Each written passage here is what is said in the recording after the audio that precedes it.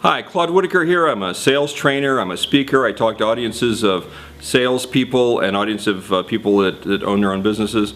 And a lot of times people ask me, like what books do you recommend?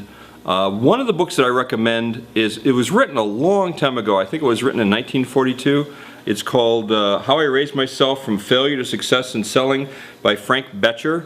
I bought this book 25 years ago, 30 years ago. I bought one of the earlier editions, and when I read it, I thought it was a good book, but I went through it really recently, and man, there are just some real jewels in here. One of the main things that I noticed, because this man went from he was a professional baseball player.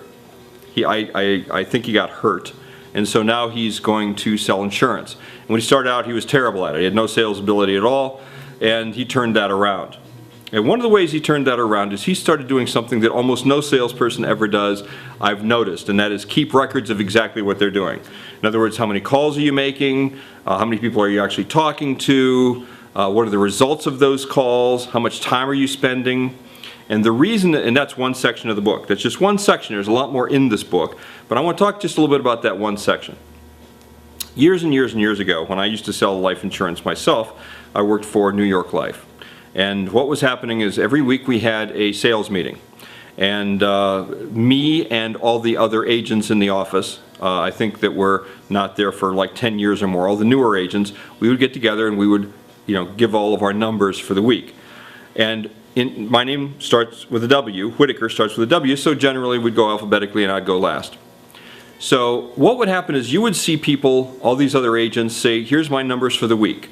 I made 175 calls, I called 175 people, and I talked to 36 people, and I did 15 presentations, and I got one application, one insurance sale.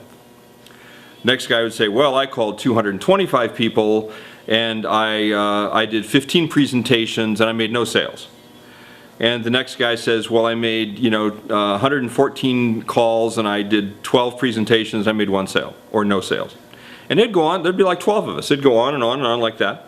And it'd get to me and I'd say, well, I made 7 phone calls, I made 6 appointments, and I have 5 applications. And that happened every week for about a year. And finally, it dawned, I actually said this because I can be abrupt sometimes. And so finally, after I'm watching this drama play out every single week where, enormous numbers of calls, enormous numbers of sales presentations, and then either one sale or no sales, and then I'm selling more with very few calls. I finally said, look, 2 things that are amazing to me. One is nobody wants to know how I'm doing this. You made 150 calls, I made 6. Don't you want to know how I did that? And you got 1 application, I got 5. Don't you want to know how, you don't want to know how I did that? Well, I did it with referrals, and I did it with introductions, and I did it that sort of way, okay? But the other thing is I said that these numbers are not true. You're not really making 150 calls a week. These are simply not true numbers. So don't lie to yourself, and certainly don't lie to your manager, but the more important thing is don't lie to yourself. When if you say, well, I'm so busy, oh, I could talk to insurance agents that say that, I talk to salespeople that say that all the time. Oh, I don't know where I'm going to put another second. I've just got so much to do, and I'm so busy, I'm making all these calls and everything. Well, here's what I did once for myself. I was in a sales slump, and I thought, you know what I'm going to do? I'm going to actually take a journal, and I'm going to write down everything I do during the day. How much time do I actually spend on the phone? How much time do I actually spend making appointments? How much time do I actually spend in front of customers? And how many sales do I get? How many presentations did I actually put on? How many sales did I get? And I did that. I took a whole week before I went back to read it all, before I analyzed it. I didn't want to analyze it every single day. I did it for a week. And I went back and I found a few things that were interesting to me. See, I kept telling everybody that I was working all day. I mean, I'd get up in the morning, and then I'd go home at night, and it was the whole day I was just working. Well, the truth of the matter was I was working an hour and a half a day. That's what I was actually doing. I was working an hour and a half a day. The rest of the time I was pretending like I was going to be going to work, and I wasn't really working. All right? I'm on the phone all day. Oh my God, I'm just going all day. I'm just calling so many people. Well, I found out that in a week I talked to 8 people. That's what I did. So I was lying to myself, see? So then I was blaming the business for me not making very many sales. Oh, it's just nobody's buying right now. No, actually I made, you know, for the number of people I actually talked to, I was getting a high percentage of them to agree to an appointment. The number of people that agreed to an appointment, a high percentage of those actually were at the appointment and let me do my presentation.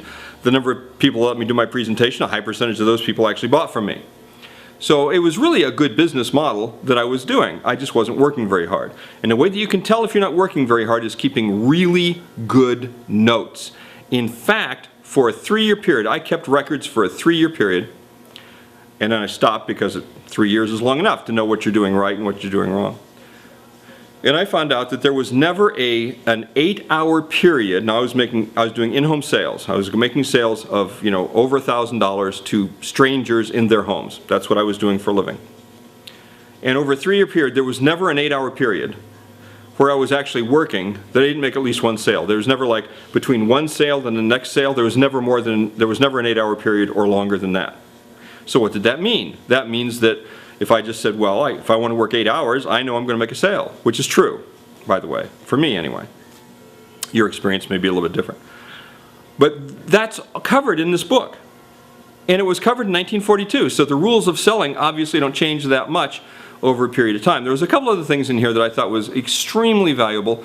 One of them was a close, which I used, I think, once or twice. It worked when I used it. But I used it once or twice. Frankly, I don't remember if I got it from this book or if I got it from reading the book 20 years ago or if I learned it on my own or whatever. But it's a closing, I'm not going to spoil it for you, but it's a closing technique that's very simple. And if you do it, it will generally work. Okay? So keep records and use a specific closing technique that will generally work. And there's much more to the book, but I just want to let you know that I thought this was a real treasure, and you can get it online on Amazon for a couple bucks. You know, I would suggest you buy it. How I Raised Myself from Failure to Success in Selling by Frank Bettger. Claude Whitacre saying, buy this book. Thank you.